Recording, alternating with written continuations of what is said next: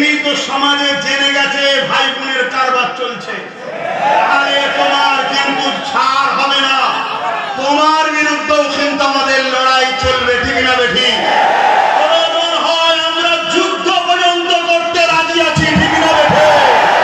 আর একটা কথা বলে দিই, এই ওয়াকাবের কথা বললে যেসব মুসলিমদের বুকে ব্যথা হবে, ওই সব মুসলমানগুলো সম্বন্ধে দুটো ধারণা রাখবে, হয় বাপ মুসলমান মা মুসলমান, কিন্তু রক্তটা মুসলমানের নয়, আর না হয় ওর বাবা মুসলমান ওর মা মুসলমান, রক্তও ঠিকই, কিন্তু বেটা হারাম খোর খেয়ে খেয়ে খেয়ে খেয়ে ওর রক্ত এখন হারামের হয়ে গেছে, কোনো কিছু হতে পারে না, সে যে লাশারি হোক, সে পীরের বেটা হোক আর হাজির বেটা হোক, মনে রেখে দিও আমার কাছে মসজিদ মাদ্রাসা আগে, মসজিদ মাদ্রাসার বিরুদ্ধে কোনো পীরের বেটা হলে তার বিরুদ্ধে যুদ্ধ হবে, হাজির বেটা হলেও যুদ্ধ আমাদের চলবে।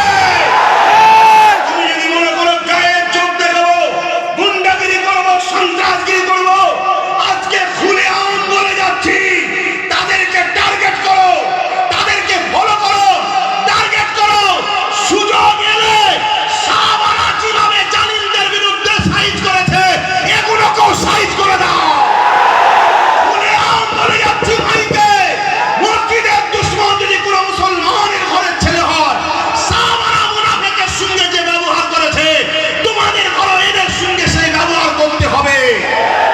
তার জন্য সুযোগ খোঁজো, সুযোগে থাকো। একটা বাঘ শিকার করে দেখেছো? এই শিকার করে দেখেছো না নাকি? অনেকক্ষণ ধরে খেয়াল করে, অনেক ফলো করে, ঠিক সময় যেই হয়ে যায় শিকারের টাইমে শিকার করে যায়। হ্যাঁ, আমার এই বক্তব্য কেটে তোরা ছড়াস তো ছড়াবে যা, তোদের যদি কারো পুলিশের ক্ষমতা থেকে আমাকে তুলে বন্দি করিস তো করবে যা। মাদ্রাসা মসজিদের জন্য, দ্বীনের জন্য, রসুলের জন্য, আল্লাহর জন্য একবার না 100 বার জেলে ফাঁসির কাঠগড়ায় ঝুলতো আমি রাজি আছি।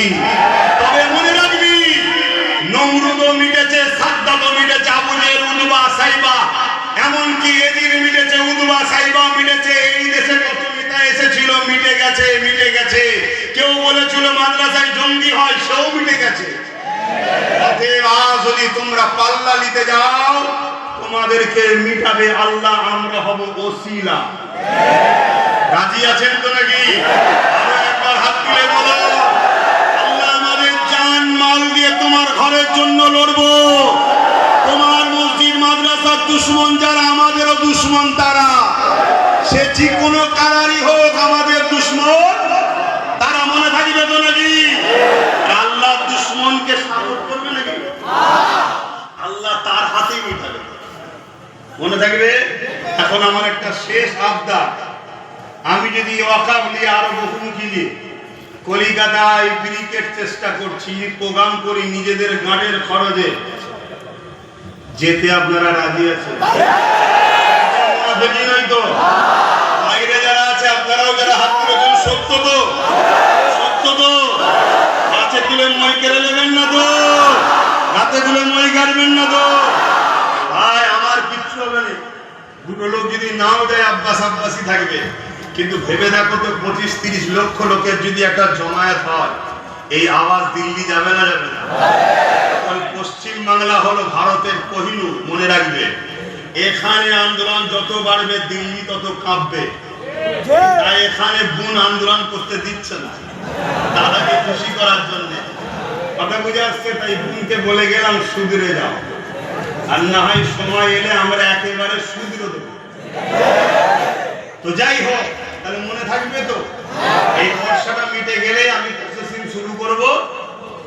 আমি দেখতে চাই লক্ষ্য কণ্ঠের যদি গীতা হিন্দু ভাইয়েরা মাঠ পায়, প্রত্যেকটা রাজনীতি দলের লোকেরাও যদি মাঠ পায়, তাহলে আমরা কোন পাবো না?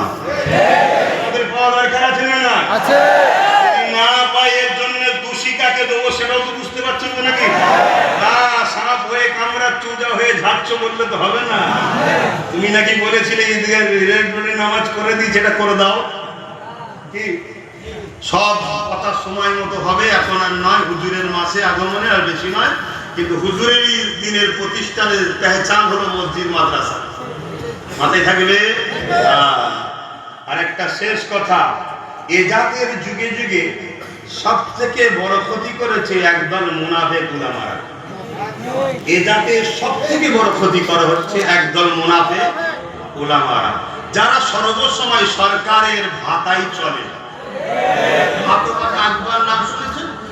তৎকালীন সময় একদল লোককে পয়সা দিয়ে কিনেছিল, কিনে তার গোলাম বানিয়ে রেখেছিল, দিনে ইলাহি লিখেছিল। মোজাদ্দেদ আল পেশানি যখন আকবরের বিরুদ্ধে বলল, ওই আকবরের ভাড়াটিয়া টাট্টুগুলো মুনাফিক আলেমগুলো বাড়ি বাড়ি গিয়ে বুঝিয়েছে না